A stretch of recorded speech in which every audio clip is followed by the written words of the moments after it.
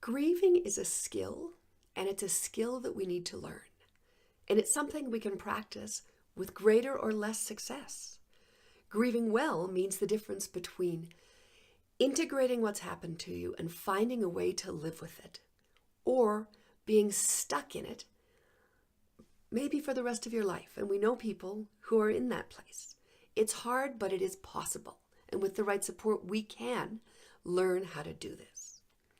Grieving is a skill that we're taught by our culture. It's a cultural transmission. It's like parenting or how to grow food or conflict resolution. We don't come in learning it.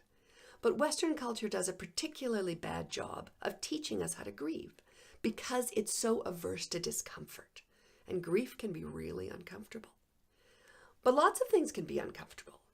Running a marathon is uncomfortable. Quitting smoking can be uncomfortable. Going to therapy can be uncomfortable. Apologizing can be uncomfortable. Doesn't mean we shouldn't do it. It means we need to find the inner resources and the support around us to do the hard thing that we know is going to lead us to healing. So grieving is a long process, and we move through it slowly, but it's not just time that heals. If we just wait, we can stay in the same place. We need action too. And it's very slow at the beginning when the grief is so terrible, when we're physically debilitated, when we're so overwhelmed, bit by bit by bit. And there are a few different practices that really support that.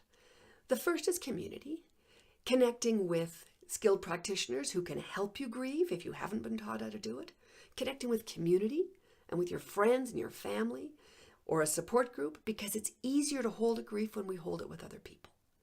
Beauty helps us grieve. Art of any sort, making it or experiencing it.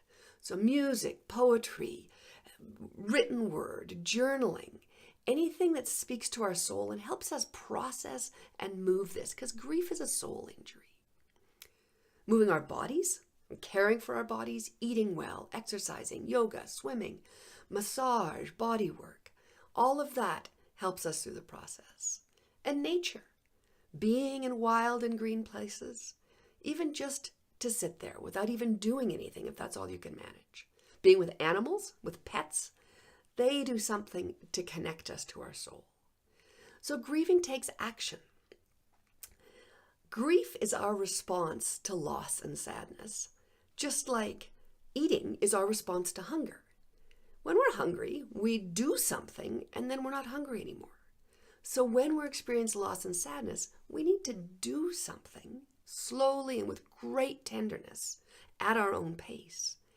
And that's how we resolve and come to get big enough to hold and to live with the grief. We come in knowing how to eat, but we don't come in knowing how to grieve. That's a skill we need to learn. I hope this video has been useful for you. If you're interested in learning more about holistic approaches to death and loss, I invite you to visit my website, and while you're there, you can download a free holistic death resource kit that gives a whole grouping of ideas and resources to learn more about these topics. Thanks very much.